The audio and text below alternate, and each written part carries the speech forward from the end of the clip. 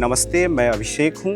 ये the school of Commons की खास पेशकश एक्स्ट्रा क्लास है और आज की हमारी टीचर बनारस हिंदू यूनिवर्सिटी में पॉलिटिकल साइंस की assistant professor doctor Vaishali Raghuvanshi हैं। डॉक्टर वैशाली रघुवंशी बनारस हिंदू यूनिवर्सिटी में पॉलिटिकल साइंस की अध्यापक हैं। सहज, सरल और जिंदा दिल शख्सियत, जिनसे मिलकर नई चीजें सीखने का जज्बा और हुनर मिलता है।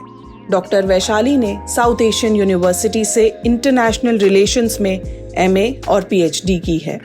Popular culture and world politics, border studies, peace and conflict और जेंडर स्टडीज पर उनकी पकड़ कमाल की है।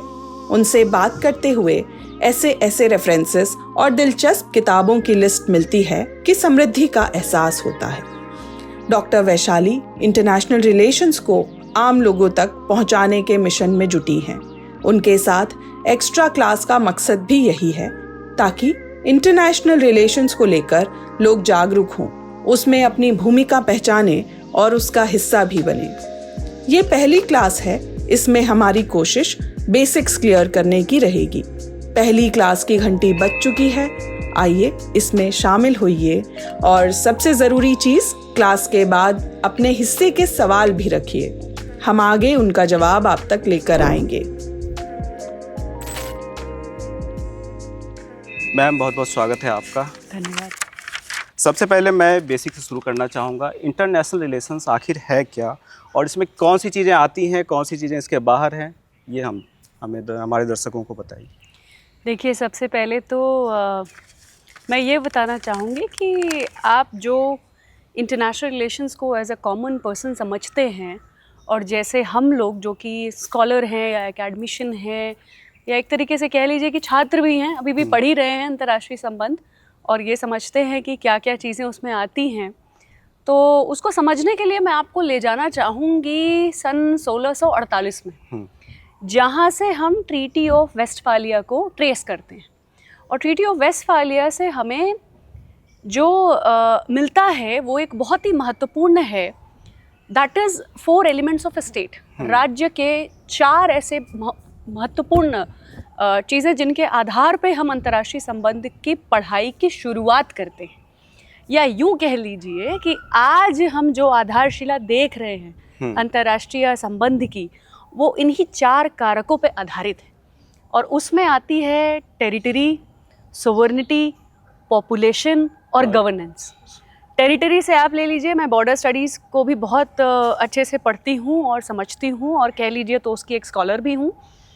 तो टेरिटरी से आप बॉर्डर को देख सकते हैं, जियोपॉलिटिक्स है, आज के बहुत सारे ऐसे ट्रेंडिंग वर्ड्स हैं जो आपको सुनने में मिल जाएंगे और इंटरनेशनल रिलेशंस में बहुत बड़ा काम हो रहा है उसके बारे में, खास करके कि अमेरिकन विश्वविद्यालयों में और यूरोपियन बहुत सारी यूनिवर्सिटीज़ में भी। उसके अलावा अगर आप सोवर्निटी देखें तो IR is all about state to state relation. तो सोवर्निटी तो सबसे बड़ा सिद्धांत है जो हम रूस यूक्रेन वॉर में देख रहे हैं। बिल्कुल, रूस यूक्रेन वॉर में देख रहे हैं, इजराइल पैलेस्तीन में हम सोवर्निटी को देख रहे हैं। तो ये सबका आप रूप देख सकते हैं सोवर्निटी में। पॉपुलेशन, जिसके आधार पे हम कहते हैं कि हम इंटर स्टेट पीपल कनेक्शन की बात कर रहे हैं। फॉरेन पॉलिसी का बहुत बड़ा मुद्दा होता है लोगों की पहचान, या उससे रिलेटेड इश्यूज़ पे अगर आप जाएंगे तो माइग्रेशन है, रिफ्यूजी क्राइसिस है, डिस्प्लेसमेंट है, ये सारे नैरेटिव्स पॉपुलेशन रिलेटेड है। उसके बाद गवर्नेंस, तो the idea of good governance, the idea of transparency, और जितनी भी बातें वर्ल्ड बैंक करता है, WTO करता है, यूनाइटेड नेशंस करता है, ये सब आप देखेंगे कि गवर्नेंस रिलेटेड है ना। तो मैं इन 4 चीज़ों के थ्रू ये आपसे कहना चाहती हूँ कि अंतर्राष्ट्रीय संबंध जो है, it is not just about state to state relation. Rather एक और बहुत ही इंपॉर्टेंट चीज़ जो यहाँ पे मैं रखूँगी वो ये है कि जब हम पोस्ट कोल्ड वॉर एरा में देखते हैं तो इंटरनेशनल रिलेशंस में एक पैराडाइम शिफ्ट आता है। और वो पैराडाइम शिफ्ट जो है वो एक बात करता है going beyond the state. So international relations is no more about structuralist statist understanding, it is about going beyond the state. जैसा आपने अभी कहा, पॉपुलर कल्चर के बारे में आपको पहले नहीं पता था। बिल्कुल। अब आप देखिए, इंटरनेशनल रिलेशंस की स्टडी जो है वो बहुत गंभीर मुद्दों को लेकर के आई है और वो अब पीपल के बारे में बात कर रही है, बॉटम अप अप्रोच के बारे में हम बात कर रहे हैं। मैंने खुद अपना शोध किया है बॉलीवुड के ऊपर और इंडिया interesting. पाकिस्तान के ऊपर। तो इस तरीके से हम देखेंगे कि international relations has been traditionally observed as a field where only state to state relation is concerned. Rather now what we see is a shift in the epistemic understanding of IR that is going beyond the state and including whatever is there in the 4 elements of the state. ठीक है? यही चीज़ मैं अगला सवाल मेरा इसी से related है कि हमारी जब भी इंटरनेशनल रिलेशंस को लेकर बात होती है तो ये एकेडमिशियन या फिर डिप्लोमेट्स या फिर सरकारों के बीच की चीज़ है। एक जो कॉमन इंडियन है जो मान लीजिए कि गांव में रहता है या फिर कोई एक स्टूडेंट है जो साइंस की पढ़ाई कर रहा है, उसको आईआर क्यों जानना चाहिए? उसको क्यों मतलब रखना चाहिए कि आज रूस में क्या घट रहा है या फिर हमारे पड़ोस में पाकिस्तान में सरकार कैसे डिस्टर्ब हो रही है या फिर वहाँ कोई प्रोटेस्ट हो रहा है, तो उससे हमें क्यों मतलब रखना चाहिए? बड़ा अच्छा सवाल है आपका। इनफैक्ट NEP में न्यू एजुकेशन पॉलिसी में हम लोग एक कोर्स पढ़ा रहे हैं जिसको हम मल्टी डिसिप्लिनरी कोर्स कहते हैं, और वो साइंस के स्टूडेंट्स के लिए पढ़ाया जा रहा है जो नॉन सोशल साइंस बैकग्राउंड से, जिन्होंने कभी पॉलिटिकल साइंस पढ़ा ही नहीं, कभी इंटरनेशनल रिलेशंस पढ़ा ही नहीं। तो मैं उनको एक पहली चीज़ जो बताती हूँ कि आप थॉमस हॉब्स की एक किताब है लेवियाथन, उसके कवर पेज को देखिए। उसके कवर पेज में बहुत सारी बातें छिपी हुई हैं जो आपको ये बताएंगी। उसमें कवर पेज में आप रेफरेंस में देखेंगे तो वहाँ पे एक मोनार्क है, अ वेरी पावरफुल किंग, जिसको कहते हैं who enjoys the absolute sovereignty. लेकिन सबसे बड़ी बात जो समझने वाली है कि जब आप उस पिक्चर को देखेंगे तो उस मोनार्क के अंदर there are people in it, लोग इंकित हैं, और उस प्रतिमा को देख के आपको लगेगा कि लोगों का बहुत महत्व है इस पावर में। तो वो राजा जो है वो इसलिए इतना संप्रभु बना है क्योंकि लोगों ने अपनी पावर को दिया है राजा को। और इसी प्रोसेस को हम देखते हैं इंटरनेशनल रिलेशंस में भी। Any state is a state because population has given trust to that entire setup, that is through the election. तो अगर हम वोट कर रहे हैं और अगर हम वोटिंग राइट एक्सरसाइज कर रहे हैं और चाहते हैं कि सरकार कुछ चीज़ ऐसे करे, तो हमें जानना बहुत ज़रूरी है।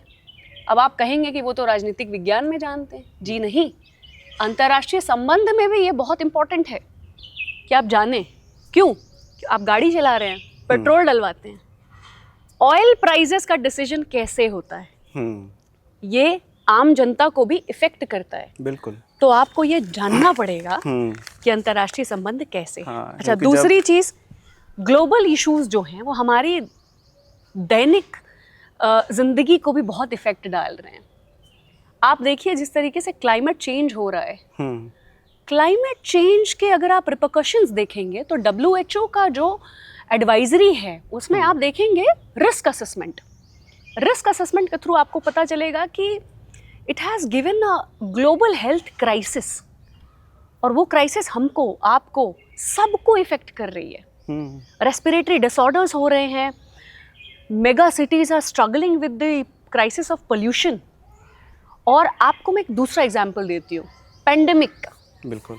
अभी हम सब ने कोविड-19 पेंडेमिक को देखा है, विटनेस किया है। अब उसकी वजह से क्या हुआ है कि हमें ये समझ में आया है कि इंटरनेशनल कोऑपरेशन क्या चीज़ है और किस तरीके से WHO जैसी जो अंतर्राष्ट्रीय संस्था है हेल्थ को गवर्न करने के लिए, हेल्थ की गाइडलाइंस के लिए, वो कितना बड़ा रोल प्ले करती है। तो हम सबको ये जानना बहुत ज़रूरी है कि अंतर्राष्ट्रीय संबंध में इंटरनेशनल रिलेशंस के फैक्टर्स क्या क्या हैं and how it is affecting us, whether we read it or not, but we have to understand the nuances of it, at least basics. हाँ, हमें उसके बारे में इंफॉर्मेशन जागरूक रहना चाहिए। बिल्कुल, क्योंकि हम उसकी तैयारी कर सकें। आईआर में एक मेरा अगला सवाल जो है कि आईआर में आपको कोई ऐसी घटना जो लगती हो कि इसने ये आज तक दुनिया को प्रभावित कर रही है। जैसे पर्सनली मैं बताऊं तो इजराइल की स्थापना मुझे जो सबसे ज़्यादा इंटरेस्टिंग लगता है, जब नवंबर 1947 में यूएन ने प्रस्ताव पास किया और फ़िलिस्तीन का बंटवारा किया, वो आज तक मिडिल ईस्ट और फिर बाकी दुनिया की भी, क्योंकि उसके वजह से रेड सी में हूती हमले करते हैं, ईरान से झगड़ा होता है। आपको कोई ऐसी घटना जो लगता है कि ये आईआर को डिसाइड कर रही है आज भी और आगे भी कई सालों तक रेलिवेंट रहेगी? देखिए, मैं तो अंतर्राष्ट्रीय संबंध पढ़ाती हूँ, पढ़ रही हूँ और बहुत साल हो गए मुझे पढ़ते हुए। तो मुझे ऐसा लगता है कि मैं किसी एक घटना को इसके बारे में बोल नहीं सकती हूँ। मैं जब भी अंतर्राष्ट्रीय संबंध के इवोल्यूशन को ट्रेस करती हूँ, तो मुझे ऐसा लगता है कि 3-4 ऐसे इवेंट्स हैं अगर जिनकी हम बात ना करें तो ये डिसिप्लिन जो है हम समझ नहीं पाएंगे ये क्या है, अधूरा रह जाएगा। हम उसके बारे में जिस तरीके से सोचते हैं वो सोच केवल एक इवेंट से हम कवर नहीं कर सकते। तो मोस्ट सर्टेनली जैसा आपने कहा, वर्ल्ड वॉर 1 और वर्ल्ड वॉर 2 एक बहुत ही इम्पॉर्टेंट इवेंट है किसी को भी समझने के लिए। Even a common man should understand what has happened in world war 1 and world war 2 and how that has shaped the today's IR। जो आज के ज्यादातर देश हैं उसी वॉर के बाद उनके बॉर्डर्स डिसाइड हुए। बिल्कुल, पोस्ट वॉर रिकंस्ट्रक्शन समझना बहुत इंपॉर्टेंट है कि युद्ध के बाद क्या हुआ। युद्ध तो हुआ ही हुआ। आप जापान का इतिहास देख लीजिए, आप कोरिया को देख लीजिए, आप वियतनाम देख लीजिए, अमेरिका देख लीजिए, मैं बहुत हद तक कहूँगी कि आप साउथ एशिया भी देख लीजिए। ये सब जो है इनकी कार्टोग्राफिक एंजाइटी या आप कह लीजिए even the idea of state formation जिसे हम कहते हैं, वो आप इन सब इवेंट्स से ट्रेस कर सकते हैं। मेरे लिए सबसे ज़्यादा प्रमुख जो रहा है वो रहा है पोस्ट कोल्ड वॉर का फेज़। क्योंकि उससे, चूँकि मैं साउथ एशियन स्टडीज़ की स्कॉलर हूँ और मैं उसको भी बहुत अच्छे से समझती हूँ और जानना चाहती हूँ और कि लोग कैसे उनकी आम अवधारणा क्या है इसके बारे में। तो मुझे लगता है कि पोस्ट कोल्ड वॉर का फेज़ बहुत इंपॉर्टेंट है। जैसे आपने कहा कि इजराइल पैलेस्तीन का कॉन्फ्लिक्ट, इन सब के थ्रू ही हम देखते हैं कि इशू रिलेटेड टू पीपल क्या रहा है। क्योंकि इंटरनेशनल रिलेशंस में मैं ये सोचती हूँ कि स्टेट तो बहुत पढ़ा गया है और शायद स्टेट को इतना पढ़ा गया है कि लोगों को लगता है कि ये कोई इलीट फील्ड है। हाँ, और उसके चक्कर में लोगों को दरकिनार कर दिया बिल्कुल, जबकि ऐसा नहीं है। बिल्कुल, क्योंकि जो चीजें हो रही हैं वो लोगों के लिए तो हो रही हैं। बिल्कुल, और वो लोग हैं जो आखिर स्टेट को तो हम बेसिक कंपोनेंट कह देते हैं कि अंतर्राष्ट्रीय संबंध का जो एक प्रमुख वो है वो राज्य है। लेकिन राज्य कैसे बन रहा है ये सवाल भी हमें पूछना है। बिल्कुल, और ये इंटरनेशनल रिलेशंस में बहुत इंपॉर्टेंट है। मुझे लगता है कि पोस्ट कोल्ड वॉर का फेज़ भी बड़ा इंपॉर्टेंट है क्योंकि वो एक इंटरनेशनल रिलेशंस को एक नया दौर देता है। मैंने आपको जैसे अभी बताया, पैराडाइम शिफ्ट आता है और पैराडाइम शिफ्ट के साथ साथ बहुत सारे छोटे छोटे राज्य जो हैं वो उभर के आते हैं। और क्योंकि वो एक ऐसा भी फेज़ रहा है जिसे हम पोस्ट कॉलोनियल फेज़ कहते हैं। हाँ, और डेमोक्रेटाइजेशन का फेज़ कहते हैं, जहाँ पे बहुत सारे स्टेट्स को इंडिपेंडेंस मिली और उन्होंने अपने अपने गवर्नमेंट के सेटअप को बनाया और देखा कि किस तरीके से वो चला सकते हैं। और वहाँ पे फिर जो स्टेट फॉर्मेशन हमें देखने को मिलता है that is bottom up rather than top down. That is why that phase is very interesting. 1991 जो सोवियत संघ का विघटन होता है, नए देश बनते हैं, और जो रसिया यूक्रेन वॉर है उसकी भी एक बड़ी वजह सोवियत संघ का जो विघटन था वही है। जब भी हम किसी कॉन्फ्लिक्ट का बैकग्राउंड देखते हैं, और ये आपके स्टडी का विषय भी रहा है, सबसे बड़ा मुद्दा होता है बॉर्डर का। बॉर्डर ऐसे लगते हैं कि अगर मैप पर खींचा हुआ है तो उसको कोई इधर उधर नहीं कर सकता, उसको लेकर क्यों ही विवाद हो। लेकिन लड़ाइयाँ ऐसी होती हैं जैसे आपका परिवार में ज़मीन का विवाद हो, उस तरह झगड़ा होता है। बिल्कुल। तो बॉर्डर विवाद की वजहें क्या क्या हैं? देखिए, Indeed it is very important field in international relations. और जब भी हम आईआर में, स्पेशली अगर आप देखेंगे कि आईआर की स्टडी की शुरुआत भी बॉर्डर से होती है, ट्रीटी ऑफ वेस्टफालिया।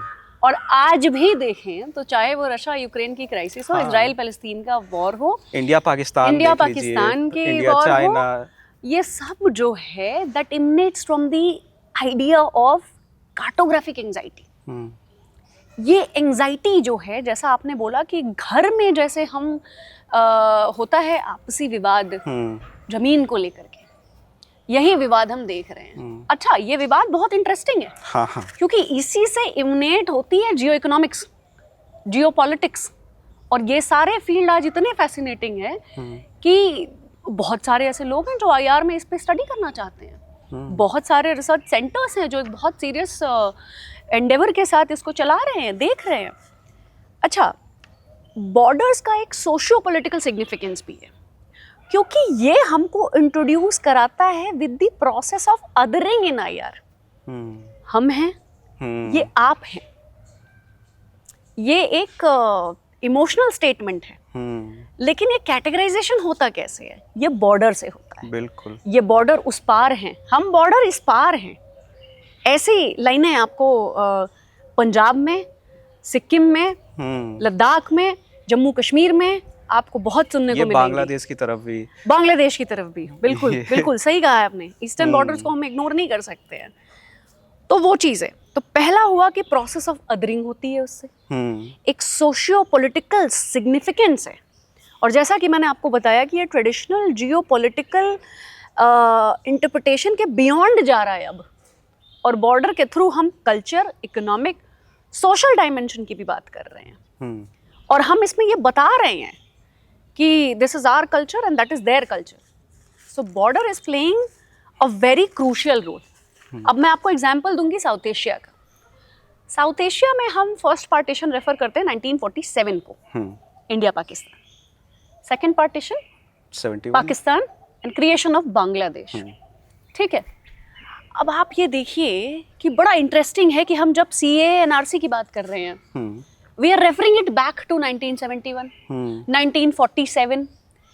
आप बहुत सारे ऐसे एरियाज हैं अभी भी जहां आप देखेंगे कि डिवीजन हो चुका है, लेकिन मेंटल बॉर्डर एग्जिस्ट कर रहा है।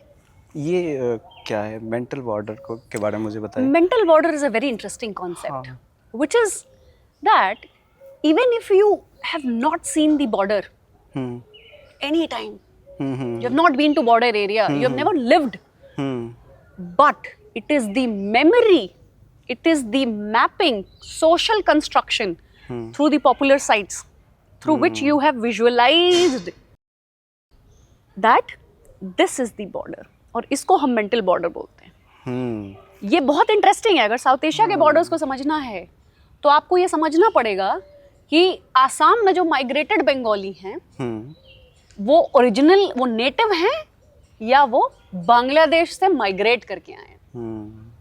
तो यहाँ पे काम आते हैं क्यों लोग। हम बहुत सारे लोगों को रिकमेंड करते हैं लिटरेरी वर्क्स के थ्रू इसको समझिए, क्योंकि लिटरेरी वर्क्स जो हैं वो आपको पीपल्स नैरेटिव बताएंगे।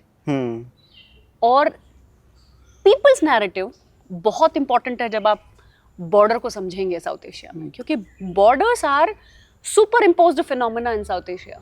दे are not very organic like in European countries. हम कहते हैं ना कि यूरोप में तो आप रेस्टोरेंट में बैठे हैं, हम और आप बैठे हैं, और बीच से सीमा जा रही है। हाँ, इस तरफ दूसरा देश, इस तरफ दूसरा देश है और इस तरफ दूसरा देश है। ठीक है, लेकिन ऐसा क्यों संभव नहीं है साउथ एशिया में? क्योंकि हमने बहुत दूसरे प्रोसेस से बॉर्डर्स को अचीव किया है, और बॉर्डर्स को जो है वो डिवाइड किया है। इसीलिए मैं टर्म बार बार आपको बोल रही हूँ, कार्टोग्राफिक एंजाइटी। और ये ट्रॉमा रहा है जब हम दोनों ट्रॉमा रहा है। डिवाइड की बात कर रहे हैं। 47 में भी एक बड़ा मैसेकर हुआ, और 71 में भी। बिल्कुल। उपसला यूनिवर्सिटी की रिपोर्ट में, जो पीस एंड कॉन्फ्लिक्ट स्टडीज़ के लिए बहुत बड़ी यूनिवर्सिटी मानी जाती है, ये कहा जाता है कि जो पार्टीशन था 1947 का, ब्लडीएस्ट पार्टीशन, बहुत ज़्यादा लोगों की जानें गई, बहुत ज़्यादा वहाँ पे आप क्षति देखेंगे। इस तरीके का जो एक आप कह लीजिए कि मैसेकर है, वो यहीं देखने को मिला था। उस ट्रॉमा, वो ट्रॉमा आज भी है। जो लोग जीवित हैं या फिर जिन्होंने अपनी पीढ़ी को पास किया, वो आज भी है। और बड़ी वजह है जो भारत पाकिस्तान के बीच झगड़ा चलता है, उसकी एक बड़ी वजह है। आप ये देखेंगे कि ये जो इंड्योरिंग राइवलरी है इंडिया पाकिस्तान की, इसमें बहुत बड़ा जो है रोल हिस्टोरिकल पास्ट का है। It is very interesting. इसीलिए मैं कहती हूँ कि आईआर के बेसिक्स के साथ साथ आईआर की हिस्ट्री सबको समझनी चाहिए। और वो कोई भी हो, आप साइंस के भी स्टूडेंट हो सकते हैं, आप किसी कंपनी में भी काम करते हो सकते हैं, आप कहीं से भी हों, लेकिन आपके लिए अंतर्राष्ट्रीय, जैसे हम कहते हैं कि know thy self but know your state as well, know your foreign relations as well.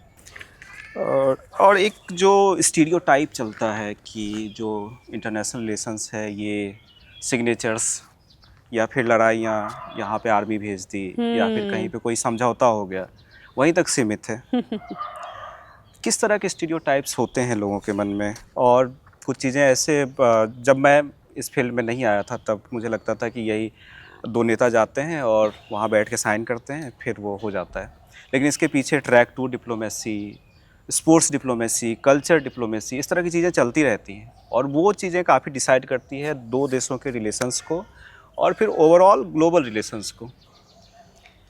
देखिए, ऐसा है, बिल्कुल सही बात है आपकी कि हमारे दिमाग में बहुत स्टीरियोटाइप है। जैसे मैंने आपको शुरुआत में भी कहा कि IR has always been considered as a study of states, and definitely एक ऐसा फील्ड जिसे इलीट पढ़ते हैं। और हम कई बार अगर देखें तो ज़्यादा पीछे नहीं जाएंगे। जब हम लोग मास्टर्स में थे या उसके थोड़ा सा पहले, तो हमें लगता था कि इंटरनेशनल रिलेशंस तो IFS जितने होते हैं, फॉरेन सर्विसेज वाले लोग, उनके लिए डिसिप्लिन है। तो ये समझ में आता है कि ऐसा नहीं है कि it is just about the diplomatic corridors, it is beyond the diplomatic corridors as well. इसीलिए मैंने आपको बोला कि मुझे पोस्ट कोल्ड वॉर में ज़्यादा इंटरेस्ट है, क्योंकि मैं वहाँ देखती हूँ the role of memories, the role of culture, the role of emotions, जहाँ से हम एक थ्योरी ऑफ कंस्ट्रक्टिविज्म की भी शुरुआत कह सकते हैं, जो बहुत ज़्यादा इस बात पर रिलाई करती है कि इंटरनेशनल रिलेशंस में नॉर्म्स क्या हैं, आइडियाज़ क्या हैं। मैंने अभी आपको कहा कि साउथ एशिया के फॉर्मेशन में आपको बहुत बार you will be compelled to understand any phenomena which is affecting South Asia, and you will be compelled to go beyond the statist structures, because we have whatever has been the history. History में हमें राज्य क्या है नहीं पता था, जब तक ब्रिटिशर्स नहीं आए थे हमें नहीं मालूम था। तो ये एक बहुत इंपॉर्टेंट एस्पेक्ट है ये समझने का कि IR इज सबसे बड़ा स्टीरियोटाइप, तो मुझे लगता है यही है कि IR इज अबाउट स्टेट्स। बिल्कुल, और ये एलिट का विषय नहीं है, ये सबको पढ़ना चाहिए। आप भी पढ़िए, मैं तो पढ़ ही रहा हूँ। पावर प्ले के बारे में बताइए। बहुत इंटरेस्टिंग है। जैसे अभी ट्रम्प ने पूरी दुनिया पर टैरिफ लगाया, उनका पावर प्ले का तरीका है। चाइना ने काउंटर टैरिफ लगाया, वो उनका पावर प्ले का तरीका है। लेकिन इससे इतर भी चीज़ें चलती है, सॉफ्ट डिप्लोमेसी और भी बहुत सारी चीज़ें, स्पोर्ट्स डिप्लोमेसी। बिल्कुल। पावर प्ले बताने के लिए मुझे आपको पहले बताना पड़ेगा कि पावर जो है उसको 2 कैटेगरी में हम डिवाइड करते हैं, हार्ड पावर और सॉफ्ट पावर। किसी भी स्टेट के नेशनल पावर की ये जो 2 कैटेगराइजेशन है, इसको बहुत इंपॉर्टेंट है समझना। Till World War II, even during the cold war, we were trying to understand in the discipline what is hard power. और हार्ड पावर में हम देखते हैं मिलिट्री पावर, इकोनॉमिक पावर, जहाँ हम सैंक्शंस की बात करते हैं। अभी आप जैसे बता रहे हैं, रेसिप्रोकल टैरिफ की बात कर रहे हैं डोनाल्ड ट्रंप, जिसकी वजह से पूरी अर्थव्यवस्थाएं जो हैं इंटरनेशनल रिलेशंस में सब सोच रही हैं कि क्या इम्पैक्ट होगा। बहुत सारे इकोनॉमिक टाइम्स और वगैरह पे सारे जितने भी ऐसे न्यूज़पेपर्स हैं, न्यूज़ चैनल्स हैं, वहाँ पे ये डिस्कशन लगातार हो रहे हैं कि मंदी आ सकती है, इसका प्रभाव क्या होगा। हो रहे हैं पूरे यूएस में प्रोटेस्ट हो रहे हैं, बिल्कुल। और इसको एक प्रोटेक्शनिज्म का मेजर भी बताया जा रहा है कि it is about making America great again, wealthy again specially. तो वो एक बहुत इंपॉर्टेंट चीज़ है समझने के लिए। उसके अलावा सॉफ्ट पावर है। अब soft power is about subtle play. इसकी बात आप देखेंगे तो जोसेफ नाई ने की है, हमारे यहाँ शशि थरूर हैं जो एट लेंथ सॉफ्ट पावर की बात करते हैं, सॉफ्ट पावर डिप्लोमेसी की बात करते हैं। तो इसमें आप देखेंगे कि इवन कल्चरल हेजिमनी एक बहुत इंपॉर्टेंट कॉन्सेप्ट है, which is very subtle, but cultural hegemony is very important to understand. इसको हम थोड़ा ब्रेक डाउन करें। कल्चरल हेजिमनी की बात ग्रामशी ने की थी, और उन्होंने ये कहा था कि जैसे हैव्स और हैव नॉट्स का डिवीजन हम देखते हैं मार्क्सिस्ट थ्योरी में, वैसे ही आप देखेंगे कि the idea of cultural hegemony is about making your culture supreme by the consumption of your culture, popularising the consumption of your culture, जिसके ऊपर जिस पे अमेरिका ने भी काम किया था। और नॉम चॉम्स्की की जो किताब है मैन्युफैक्चरिंग कंसेंट, वो मैं यहाँ रिकमेंड करूँगी कि आप चाहें या दर्शक चाहें तो उसे पढ़ सकते हैं। उसमें बहुत डिटेल में इस बात की बात की है कि इस बारे में बात हुई है कि किस तरीके से कल्चरल प्रोडक्ट्स को कि कंजम्पशन के पैटर्न पे कल्चरल हेजेमनी को एस्टैब्लिश किया जा सकता है। That is very interesting. जैसे उपनिवेशवाद के दौर में बिल्कुल यूरोप ने किया पूरी दुनिया में। बिल्कुल। इंटरनेशनल रिलेशंस की कुछ बेसिक थ्योरीज जिनसे हमें पता चल जाए कि ये जो घटना घट रही है ये इस थ्योरी के अंतर्गत हो रही है, मतलब एक बेसिक आइडिया लग जाए हमें कुछ थ्योरीज को जान के कि ये इंटरनेशनल रिलेशंस का हिस्सा है और इस वजह से हो रहा है। देखिए, थ्योरीज तो बहुत इंपॉर्टेंट पार्ट है किसी भी डिसिप्लिन को समझने के लिए। थ्योरीज को हम लोग, एक किताब है उसमें बोलते हैं theories like lens, shades. You put on yellow shades, the world will look yellow to you. You put on red shades, the world will look red to you. तो मैं थ्योरीज को एक बहुत ही इम्पॉर्टेंट एरिया समझती हूँ discipline को समझने का। तो मैं यहाँ पे आपको कहूँगी कि 3 ऐसी थ्योरीज हैं जो अगर कोई कॉमन मैन भी या जिसका कभी आईआर से कभी कोई वास्ता नहीं रहा है वो भी पढ़ें तो शायद बहुत आसानी से समझ में भी आएगी और किसी भी ऐसे इंटरनेशनल अफेयर्स के इवेंट को समझने में उनको मदद भी मिलेगी। सबसे पहले है theory of realism. Theory of realism मैंने अभी आपको रेफरेंस दिया थॉमस हॉब्स का। तो थॉमस हॉब्स हैं, थुसाइडाइड हैं और मॉर्गेनथाउ हैं। ये 3 जो हैं इनको हम क्लासिकल थिंकर्स मानते हैं रियलिज्म को रेफ़र करने के लिए। और रियलिज्म जो है वो आपको ये बताता है कि कैसे 3S जो है वो इंटरनेशनल रिलेशंस में बहुत इंपॉर्टेंट है। And those 3S are statism, survival और सेल्फ हेल्प। और मैं रियलिज्म को ये भी मानती हूँ कि शायद रियलिज्म हमारे डे टू डे लाइफ में भी बड़ा इंपॉर्टेंट है। To be a realist is very important. Statism, state की आइडेंटिटी को इंटैक्ट कर रखना is the primary work of any state. Survival, ensuring the identity plus the survival in the international relations, that is very important. Then self help, nobody else will come to help you. You will have to build your national power in such a way that you are capable. अगर आप sovereign हैं तो आपको अपनी सुरक्षा भी पूरी जिम्मेदारी के साथ करनी होगी खुद। जो अमेरिका ने दिखाया, जो यूरोप उनके भरोसे पर बैठा हुआ था, नेटो और उस चीज़, उसको उन्होंने कहा कि नहीं ऐसा कुछ नहीं होगा, अपन अपने सहारे, आप अपना देखो, आप अपना देखिए। और इसीलिए पावर प्ले की भी बात आती है। पावर प्ले की भी बात आती है कि देखिए आपका नेशनल पावर जो है वो आपका है। और एक और चीज़ है कि हार्ड पावर और सॉफ्ट पावर के बीच में आप डिसाइड नहीं कर सकते। You have to be mix of both, that is a smart power. You should know where to use which power.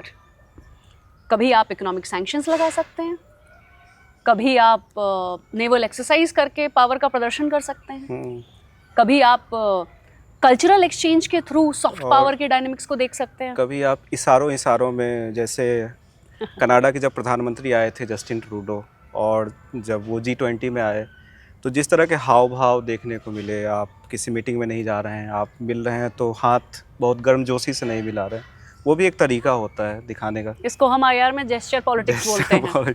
ये भी एक बहुत सीरियस डिसिप्लिन है, जेस्चर पॉलिटिक्स भी। हाँ, ये समिट्स में क्या जेस्चर हो रहे हैं, पुतिन को लेके काफी वो कहते हैं कि वो मास्टर हैं इसमें। बिल्कुल बिल्कुल बिल्कुल सही कहा आपने। तो हम अभी दूसरी थ्योरी की तरफ। दूसरी थ्योरी हमारी है लिबरलिज्म की। लिबरलिज्म की थ्योरी क्यों है? क्योंकि today we live in a world of complex interdependence. Globalization के आने के बाद से सारी दुनिया जो है वो एक दूसरे से ऐसे जुड़ी है कि एक दूसरे के ऊपर निर्भर है। अभी हम टैरिफ्स की बात कर रहे हैं। एक्सपोर्ट इंपोर्ट के बिना आप इंटरनेशनल रिलेशंस को आज इमेजिन नहीं कर सकते। पैंडेमिक में आप देखेंगे कि दुनिया ने खुद को बंद कर दिया था, राज्यों ने खुद को बंद कर दिया था, लेकिन तब भी हमें वैक्सीन डिप्लोमेसी सुनने को मिली थी। तो हम जो हैं वो इसके इतर नहीं जा सकते। और लिबरलिज्म की थ्योरी जो है वो यही कहती है कि कैसे trade is the basis of international relations and how trade is going to govern the international relations, and that is what we see in the post cold war era also. आज अगर अमेरिका के द्वारा हमें tariff reciprocity की बात देखने को मिल रही है, तो वहीं ये भी अब कयास लगाए जा रहे हैं कि हम FTA ले आएंगे EU के साथ, विच इज़ टू काउंटर। तो आप ये समझिए कि किसी के लिए भी लिबरलिज्म की थ्योरी को समझना और इकोनॉमी का कितना बड़ा रोल है, किस तरीके से इकोनॉमी गवर्न करती है पूरे अंतर्राष्ट्रीय संबंध को, इंटरनेशनल रिलेशंस को, दैट इज़ वेरी इंपॉर्टेंट। बिल्कुल। और इसी के साथ मैं आती हूँ अपनी तीसरी थ्योरी पे। तीसरी थ्योरी कंस्ट्रक्टिविज्म की है। अगेन थ्योरीज तो बहुत सारी हैं, लेकिन इन तीन को मैं ग्रैंड थ्योरी ऑफ IR भी समझती हूँ। बेसिक नींव आप कह सकते। नींव, बिल्कुल। कंस्ट्रक्टिविज्म में क्या है, हम बात करते हैं कि कैसे हिस्ट्री, आइडियाज, इजराइल पैलेस्टीन के कॉन्फ्लिक्ट को समझना है तो आप समझिए कि कैसे उस कॉन्फ्लिक्ट के पीछे हिस्ट्री रही है, रोल ऑफ रिलीजन रहा है, रोल ऑफ इथनिसिटी रही है, ठीक है। तो जो आप इंटर स्टेट कॉन्फ्लिक्ट, स्पेशली ये कहें कि जिन्हें हम पहले थर्ड वर्ल्ड कहा करते थे, फर्स्ट वर्ल्ड, सेकेंड वर्ल्ड और थर्ड वर्ल्ड, आज हम उसको लीस्ट डेवलपिंग या लीस्ट डेवलप्ड कहते हैं, उनको समझने के लिए और लेट डेवलपर्स को समझने के लिए कंस्ट्रक्टिविज्म बहुत इंपॉर्टेंट थ्योरी है। इनफैक्ट आप को मैं एक और इंटरेस्टिंग थ्योरी बताती हूँ, structural realism. Structural realism has been given by Kenneth Waltz, और केनेथ वॉल्ट्ज ने ये कहा कि जो भी इंटरनेशनल सिस्टम में ऑर्डर चल रहा है, चाहे बाईपोलर है चाहे मल्टीपोलर है, उसका इम्पैक्ट आपको रीजनल लेवल पे भी देखने को मिलेगा। अब क्या हुआ, कोल्ड वॉर खत्म हो गई। कोल्ड वॉर के टाइम में it was a bipolar world order, and it was realized that it has the impact at the regional level also. तो बहुत सारे स्कॉलर्स ने कहा कि इजराइल पैलेस्टीन का जो कॉन्फ्लिक्ट है, इंडिया पाकिस्तान का जो कॉन्फ्लिक्ट है, ये ख़त्म हो जाएगा अगर इंटरनेशनल लेवल पे बाईपोलर वर्ल्ड पॉलिटिक्स खत्म हो जाए, कोल्ड वॉर खत्म हो जाए। बट ऐसा कुछ हुआ नहीं। और अलेक्जेंडर वेंट ने बहुत अच्छे तरीके से अपनी किताब में, अपने आर्टिकल में इस बात को बताया है, by giving all these examples that why the conflict in Korean peninsula between North Korea, South Korea, India Pakistan, आपका Israel Palestine, that is still there. और वो ज़्यादा तेज हुआ, बिल्कुल। Why? Because it is still being guided by the history, by the norms, by the ideas, so on and so forth. और यही बात जब हम अभी यूरोप और अमेरिका की बात कर रहे थे, तो एक लाइन वो पॉलिटिक्स में भी कही जाती है और इंटरनेशनल रिलेशंस में तो बहुत ज़्यादा, कोई भी स्थायी दोस्त या दुश्मन नहीं होता। इंटरनेशनल रिलेशंस में भी, पॉलिटिक्स में तो है ही। और आप ये संदर्भ आप देखेंगे कॉन्टेक्स्ट, तो आपको सबसे हालिया एग्जांपल मिलेगा बांग्लादेश का, जहाँ पे जब तक शेख हसीना थी हमारे रिश्ते अच्छे थे। अब जब उनका तख्ता पलट हुआ, यूनुस आए, तो फिर गड़बड़ चल रही है। तालिबान जब गया सत्ता से बाहर 2001 में, तो हमने रिश्ते तोड़ दिए थे तालिबान के साथ। जो US के सपोर्ट वाली सरकार थी उनके साथ हम रिलेशंस में थे, लेकिन फिर जब तालिबान सत्ता में आया 2020 में, तो फिर हम उनके साथ अब दोस्ती कर रहे हैं। बिल्कुल। तो इस कॉन्सेप्ट को मुझे समझाइए कि क्यों दोस्त परमानेंट नहीं होते या दुश्मन परमानेंट नहीं होते IR में। देखिए, अभी हमने पावर प्ले की बात की, अब मैं आपको दो और चीज़ें बताऊंगी, नेशनल इंटरेस्ट और नेशनल पावर। ये दोनों बहुत ही अलाइंड हैं एक दूसरे के साथ। इंटरेस्ट भी क्या है ना, नेशनल इंटरेस्ट डायनेमिक है, और यही डायनेमिज्म जो है वो ये कहता है कि nothing is permanent in IR। Today you are friend with someone, tomorrow you are enemy with that person. Pragmatism जो है ये एक बहुत इंपॉर्टेंट कॉन्सेप्ट है IR में, और वो ये कहता है कि, इसीलिए मैंने आपको कहा कि रियलिज्म की थ्योरी बहुत इंपॉर्टेंट है समझने के लिए। सर्वाइवल के लिए जो करना है वो बहुत इंपॉर्टेंट है, और कार्टोग्राफिक लाइंस जो हैं वो आपको गवर्न करती हैं, तो वो भी बड़ा इंपॉर्टेंट है समझना। इसी के साथ आप देखेंगे कि बिल्कुल सही बात है कि हम जिस तरीके से हमारे संबंध बनते हैं, बिगड़ते हैं, उसमें इस बात का बहुत बड़ा रोल है कि उस समय राष्ट्रहित में क्या है। अब राष्ट्रहित में देश के राष्ट्रहित की बात बिल्कुल, अगर राष्ट्रहित में तालिबान नहीं है तो हम अफगानिस्तान के साथ अपने संबंधों में प्रगाढ़ता नहीं ले आएंगे। अगर हम देख रहे हैं कि सेपरेटिस्ट टेंडेंसीज हैं, तो ऑब्वियसली हम इस बात को समझेंगे कि भले हमारे ट्रेडिशनल टाइज नेपाल के साथ बहुत अच्छे रहे हों, लेकिन अगर सेपरेटिस्ट टेंडेंसी से हमारे इंटरनल डायनामिक्स पे प्रभाव पड़ रहा है तो हम मोस्ट सर्टेनली वहाँ भी सैंक्शंस ले आएंगे बिल्कुल।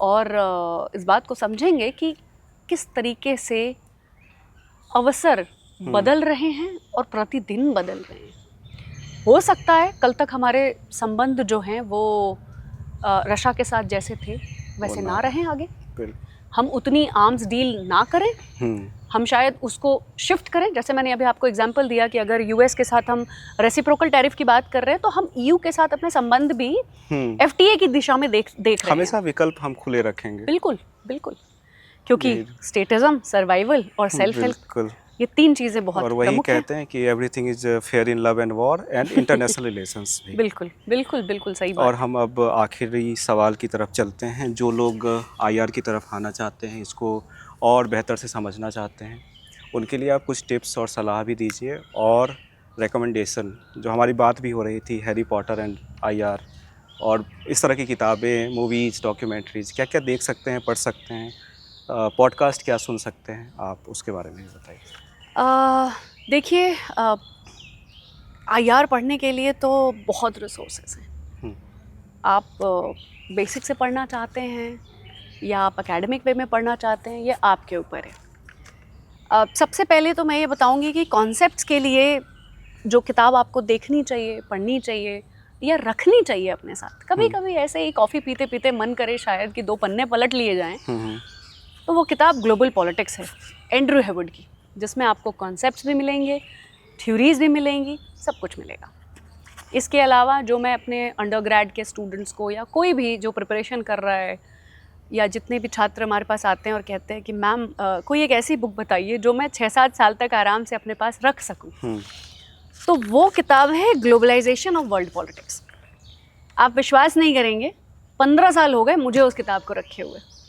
जिस दिन से ये डिसाइड किया था कि मास्टर्स करना है तो आईआर में, उस दिन से वो किताब की प्रति पड़ी है मेरे पास और मैं शायद हर 10 दिन में एक बार एक चैप्टर अभी भी पढ़ना पसंद करती हूँ और आपको 10 लाइनें उसकी हाईलाइटेड दिखी जाएंगी हर चैप्टर में। तो मुझे लगता है कि सबको वो किताब रखनी चाहिए, पढ़नी चाहिए। आईआर की अगर शुरुआत करनी है, उसमें सबसे इंटरेस्टिंग चीज़ है वो छोटे छोटे बॉक्सेस जो हरे, नीले, लाल, पीले रंग से बने हुए हैं और उसमें लिखा है कि अगर आपको ये थ्योरी पढ़नी है तो आप ये पॉडकास्ट सुन सकते हैं, ये एक्स्ट्रा मटेरियल है ऑनलाइन के लिए। और जैसे पहले एनसीईआरटी किताबों में हुआ करता था, बिल्कुल है। और उसकी सबसे इंटरेस्टिंग बात मुझे यही लगी कि वो सिर्फ एक हार्ड कॉपी बुक नहीं है, बल्कि एक ऐसी किताब है जिसको आप साथ में रख के ब्राउजिंग भी कर सकते हैं कि उसमें एक्स्ट्रा रिसोर्सेज क्या हैं। अच्छा, इसके अलावा जो है जो किताब मुझे बहुत अच्छी लगी थी और मुझे लगता है जो लोग पॉपुलर कल्चर में इंटरेस्टेड हैं और सिनेमा बहुत देखते हैं, स्पेशली इंटरनेशनल सिनेमा, उनके लिए बुक है सिंथी वेबर की। सिंथी वेबर एक बहुत ही सेलिब्रेटेड स्कॉलर है इंटरनेशनल रिलेशंस की, और उन्होंने जो किताब लिखी है that is international relations theory, a critical introduction. अब आपको ये नाम से बड़ी ही साधारण सी थ्योरी की किताब लगी, बोरिंग टाइप, लेकिन मैं आपको इसका रहस्य बताती हूँ कि इस बुक में एक एक थ्योरी को एक एक पोर्ट्रेयल के द्वारा बताया गया। Star Wars, game of thrones, ये सारे जो हैं आपको पॉपुलर सीरीज जो मिलेंगी इंटरनेशनल मीडिया से, इन सब के आधार पे इन्होंने थ्योरीज को बताया। पल्प फिक्शन, तो मैं ये आपको रिकमेंड करूंगी। बिल्कुल, मैं ये आप इसको पढ़िए और आपके दर्शकों में से भी जिसको अच्छा लगे वो ये पढ़ सकते हैं, क्योंकि ये आपके नज़रिए को बदलेगी। आप उस पल्प फिक्शन को देखिए, स्टार वॉर्स को देखिए, गेम ऑफ थ्रोन्स को देखिए और फिर आइए एक चैप्टर पढ़ लीजिए इसमें से, मज़ा आ जाएगा। और फिर एक बार बाद में जाकर फिर से देखिए और उसके बाद फिर अभी उठाइए कि अभी क्या हो रहा है। और फिर आपको ये दिखेगा कि एक एक कैरेक्टर के थ्रू आप जो है वो लीडरशिप को ट्रेस कर रहे हैं। आप हैपनिंग्स जो हो रही हैं उसके पीछे की डिप्लोमेटिक नुआंसेस क्या हैं, पावर प्ले क्या है, अभी जिसके बारे में हमने बात की है वो क्या है, तो वो आपको और बेहतरीन तरीके से समझ में आएगा, मुझे ऐसा लगता है। इसके अलावा हैरी पॉटर एंड आईआर मैं बहुत रिकमेंड करती हूँ। नेक्सन न्यूमन की किताब है, इन्होंने बहुत आर्टिकल्स भी लिखे हैं about understanding popular culture in IR. आपके पास theories of international politics and zombies है। अगर किसी को ज़ॉम्बीज़ में इंटरेस्ट है तो आप वो भी देखिए, बहुत सेलिब्रेटेड बुक है ये। और डैनियल ड्रेजनर की किताब है ये, डैनियल ड्रेजनर। तो ये कुछ ऐसी बुक्स हैं जो आप जिनको पढ़ के आपकी समझ जो है वो इंटरनेशनल रिलेशंस की थोड़ी सी बदलेगी और थोड़ी सी बेहतरीन होगी और थोड़ा मज़ा और आएगा। बिल्कुल, मैं तो पढ़ने वाला हूँ, आज से ही खोजना शुरू करता हूँ, जहाँ से भी मिलेगी। आप भी पढ़िए और आपका बहुत बहुत धन्यवाद हमें समय देने के लिए। आज की एक्स्ट्रा क्लास में बस इतना ही। अगर आपको इंटरनेशनल रिलेशंस पर ये क्लास पसंद आई हो तो हमारे channel the school of Commons को सब्सक्राइब करिए। इस वीडियो को लाइक और शेयर भी कर सकते हैं। हम ऐसे ही इंटरेस्टिंग टॉपिक्स पर और भी वीडियोज़ लाते रहेंगे और हमें उम्मीद है कि मैम फिर से हमारे चैनल पर आएंगी।